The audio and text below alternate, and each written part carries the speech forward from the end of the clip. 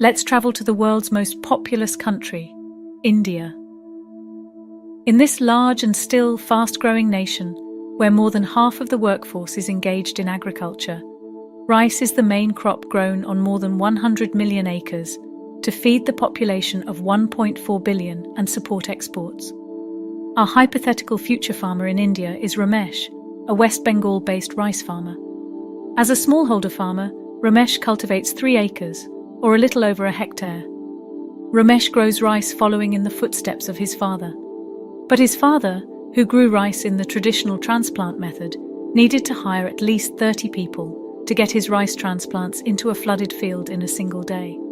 In the future, Ramesh might not have that option anymore, as many of the labourers he would have hired could move to the city centres in search of work. Ramesh also faces a problem that has worsened since his father's time leading the farm. Climate change is impacting India heavily, with severe drought in India becoming the norm. In traditional transplanted rice, his father used 3,000 litres on average to produce 1 kilogram of rice. As Ramesh starts his own operation, he knows he has to transform his own rice production to be more efficient while producing more for his community. So how is Ramesh going to produce more rice with less water and less labour on the same land his father farmed? The answer: direct seeded rice, a practice that can help produce more food with limited water supply. Also, instead of labour-intensive farm work, Ramesh embraces mechanisation. Ramesh uses a rice seed drill machine that spreads rice seeds evenly in his farm in just over 2 hours, much faster than a full day. He even has the option to have a drone do the planting for him, cutting the time down to 30 minutes. Zooming in on his seeds, they are the latest precision-bred Arise hybrid rice seeds, designed specifically for direct seeding and leveraging a native trait for herbicide tolerance. For weeds, he has a solid combination of solutions with different modes of action. He uses oxidizine as pre-emergent before the weeds sprout, counsel during the early to mid-post application, and a next-generation post-emergent herbicide that doesn't affect his herbicide-tolerant rice crop. On sheath blight, a common rice crop disease, he uses the next generation of Bayer fungicide.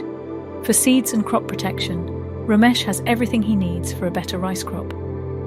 As internet infrastructure has reached a vast part of remote farming communities in India, Ramesh relies heavily on FarmRise, a digital app with multiple benefits. 1. He instantly gets access to agronomic and crop management practices, built in with predictive and prescriptive models for timely pest control.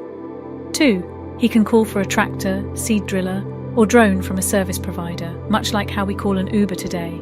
Yes, we will have the Uberization in farming. Third, Ramesh can participate in a carbon credit program to get additional incentives for his livelihood. The most important aspect of all? Community.